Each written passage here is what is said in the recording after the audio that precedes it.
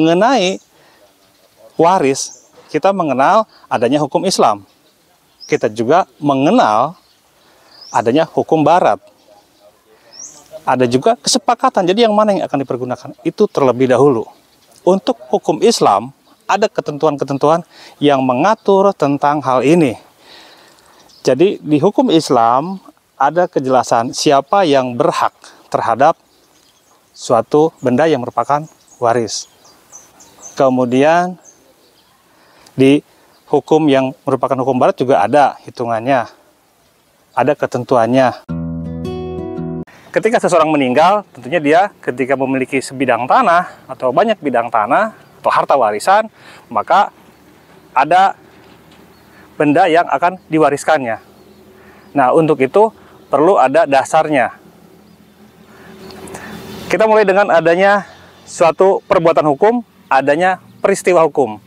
Perbuatan hukum itu dilakukan ketika seseorang masih hidup. Dan kemudian ada perbuatan hukum tadi, ada peristiwa hukum. Peristiwa hukum ketika seseorang meninggal, itu sebuah peristiwa. Maka ada aspek-aspek hukum yang terjadi setelah itu. Contohnya adalah waris. Nah, ketika waris di sini, dalam waris, ini tidak serta-merta semua orang merasa itu warisan saya, warisan saya. Ada ketentuan, ada aturannya. Ada yang menggunakan hukum Islam atau menggunakan hukum Barat. Atau menggunakan kesepakatan, tetapi tentunya ada ketentuan-ketentuan norma-norma hukum yang berlaku. Kita mulai lagi dengan apa yang dimaksud dengan surat keterangan waris.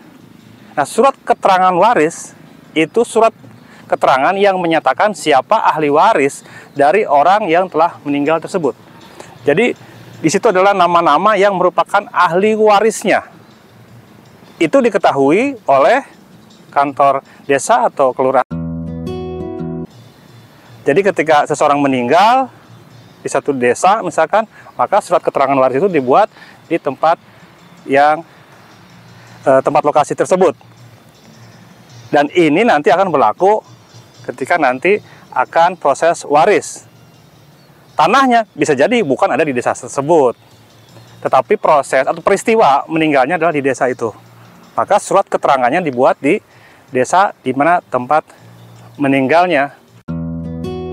Kemudian fatwa waris. Nah, ini lagi satu lagi. Kalau fatwa waris itu dibuat di pengadilan agama. Karena para ahli waris ini menggunakan hukum Islam, kemudian di situ diatur di hukum Islam itu berapa persen hak para ahli waris, siapa saja yang memperoleh hak tersebut. Kemudian ditetapkanlah dengan sebuah fatwa. Di dalam fatwa ini ditetapkan siapa yang menjadi ahli warisnya. Kemudian nanti baru dihitung.